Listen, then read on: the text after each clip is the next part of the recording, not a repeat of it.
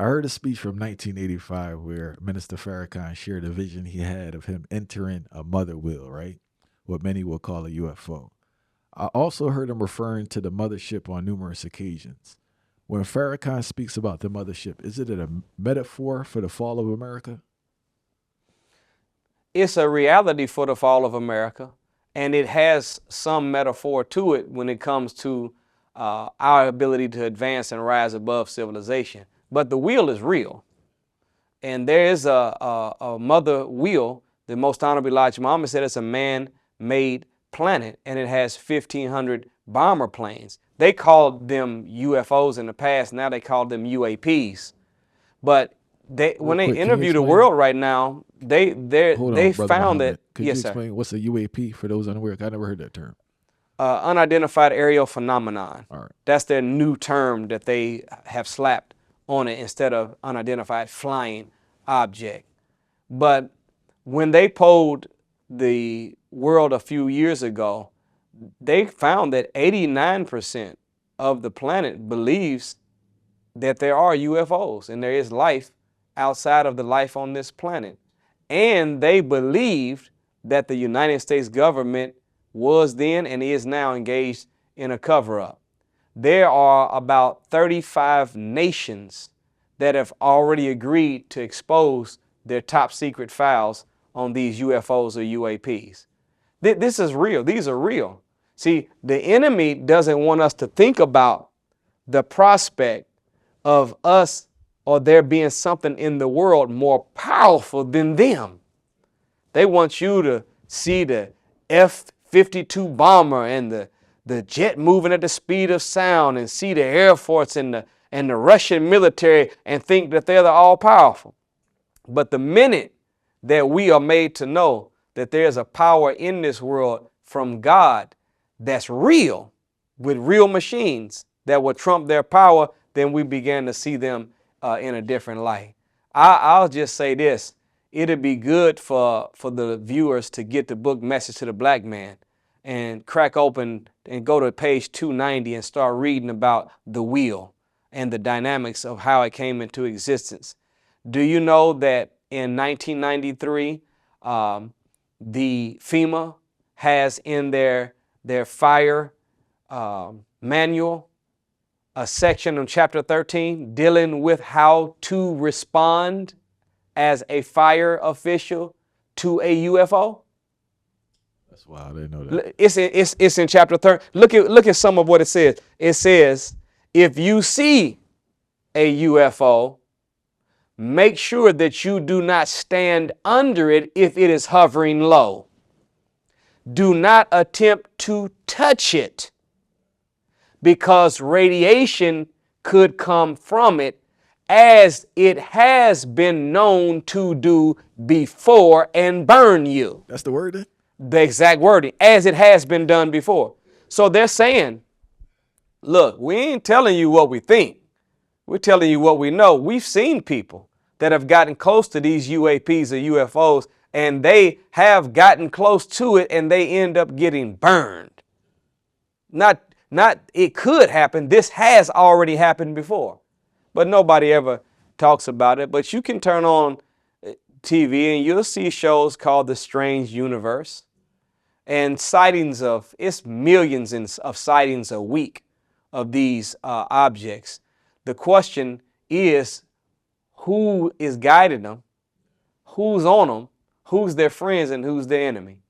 Well, the Most Honorable Elijah Muhammad said that these objects are of divine, connected to Almighty God, Allah, and they are the friends of the oppressed, friends of the original people that have been suffering. Us, they are friends. So when we go, I'm not telling you to try to get close to it, but I promise you, because they are our friends looking out for us, they came to destroy our enemies and provide us an exit strategy to save us from this world. When we go, we probably won't get burned like they did. We'll probably get embraced by our brothers and our sisters that might be guiding those wheels. Now, there is a spiritual side to it. See, the Honorable Elijah Muhammad said about this mother of wheels that it hovers above our head 40 miles, that it can come into the Earth's atmosphere every 6 to 12 months, and it can extract from the Earth's atmosphere oxygen and hydrogen and use it as fuel and never have to come back in sight for another 6 months to a year. That it can move in any direction at 9,000 miles per hour. That it's a half a mile by half a mile, and it's shaped oblong like an acorn. Do you know that in the 30s, the Honorable Elijah Muhammad was drawing a picture of the wheel and what it looked like on the board as he was teaching a lecture? When he left and came back the next day, the FBI had come in and took it, because they know.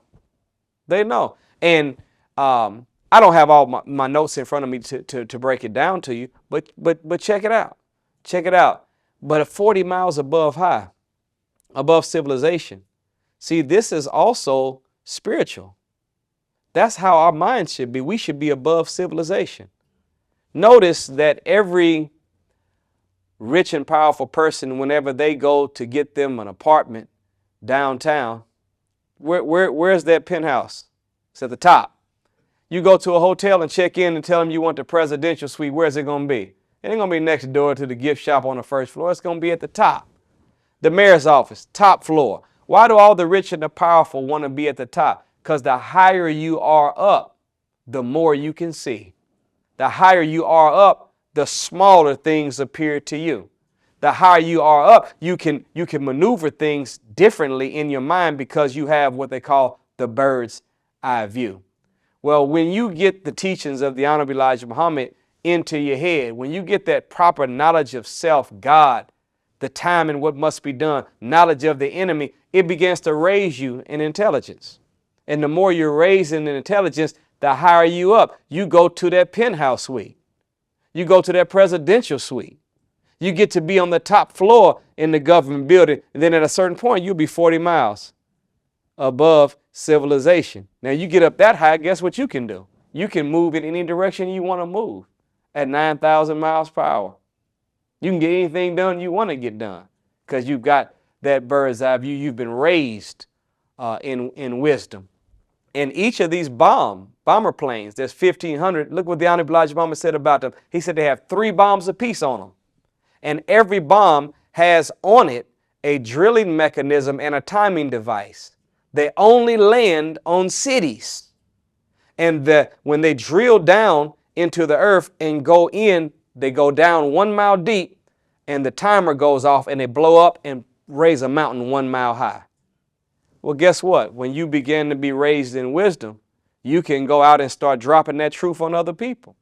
So now I can say, I learned this wisdom and now I drop this bomb on you. It goes down into the mind 1 mile deep.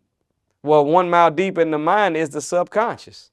And it goes in the subconscious and blows up a mountain 1 mile high, meaning what? I'm bringing everything that's been buried down in you up to the surface where you can see it, handle it, deal with it. So that's a spiritual metaphor concept of the wheel. But the wheel is real. Those bomber planes are real, and they are operating with 2 natures. One, to destroy our enemy, and the other one to provide exit strategy for us when the time is right.